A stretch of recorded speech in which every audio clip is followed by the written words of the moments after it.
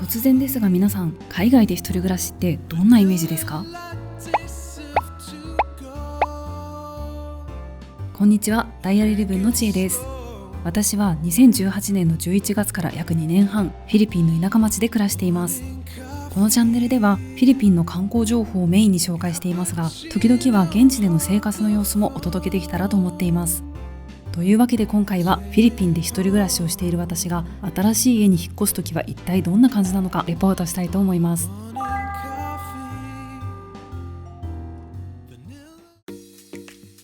まず今回私が引っ越すお部屋はこちら。縦長のちょっと変わった構造で、玄関入ってすぐがリビング、廊下脇の最初のお部屋がベッドルーム、その奥にさらに小部屋があって、廊下の突き当たりがダイニングキッチン、その隣がバスルームです。キッチンの扉の先にはバルコニースペースも。さて、私がこのアパートを選んだ主な理由は、1、ゲート付きでガードマンがいること。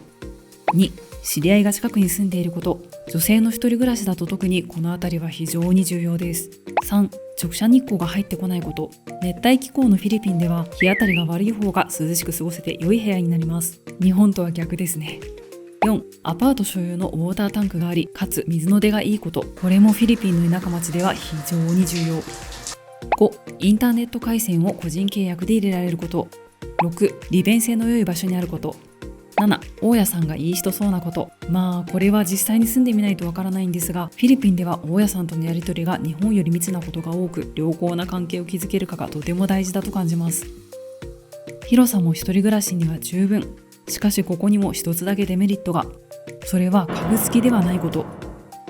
フィリピンでは家具付きの物件も多く、身軽にすぐ入退去できるという点では家具付きの方が圧倒的に便利です。でもせっかくなのでフィリピンでの家具の手配も軽減してみたいと思い、こちらの部屋に決めました。そしてこのお部屋、家具付きでこそないものの十分なスペースの収納が備え付けられているのがかなり嬉しいポイントです。それでは皆さん、こちらの部屋、月の家賃はいくらだと思いますか？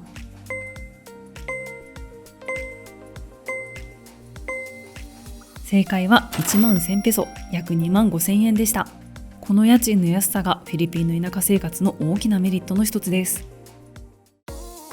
さて、引っ越しにあたってやることは大きくこの2つ。今回私が購入したい家具はこちら。日当たりが悪く涼しいのでクーラーは不要と判断。さらに洗濯はランドリーサービスを利用しているため洗濯機も不要です。まず訪れたのは私の住むドゥマゲテの街のメインエリアに立地するこちら、デュエクサム。ここで買いたいのは冷蔵庫です。パナソニックやシャープはもちろん、サムスンや LG、アメリカのホワイトウェスティングハウスやスウェーデンのエレクトロラックスなんかもありました。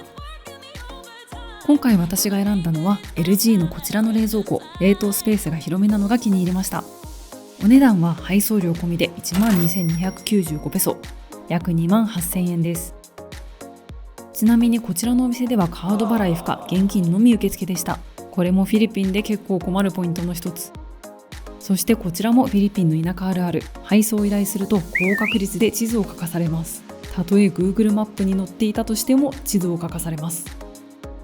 次に購入するのはベッド。すみません、ここだけなぜか操作を間違ってタイムラプスで撮ってしまったので静止画で失礼します。たまたま知人の親戚のお家が家具屋さんということでベッドフレームを安く売ってもらいました。セミダブルサイズ、着色と配送組み立て込みで4600ペソ、約1万500円でした。サクサクいきましょう。続いてやってきたのはこちら、マンダウェフォーム。おそらくドゥマゲテで最も点数の多い家具屋さん。かつ常に何かしらのセール中、さらに会員割引があり、値段も結構お手頃です。こちらで購入したいのはダイニングテーブルと椅子のセット。たくさんあって迷いますね。上から押してみたりして強度もしっかりチェックします。一通り見て回った結果、こちらのグレーのテーブルに決めました。理由はこのグレーがお部屋の色味と合いそうだから。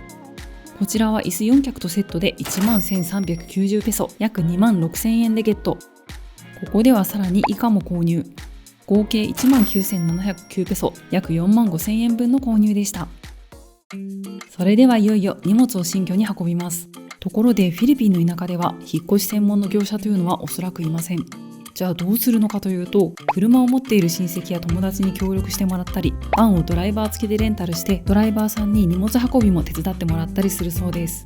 私も知人のつてをたどってトライシクルのドライバーさんに依頼しました。一人暮らしで荷物が比較的少なかったので、トライシクル1台に全部乗せられました。運送とお手伝い込みで500ペソ、約1200円をお支払い。荷物を無事運び終わって、今度は購入した家具が運ばれてきました。組み立てまでしてもらえるのがありがたいですね。こうしてついに引っ越し完了。荷物を解き終わったお部屋がこちら。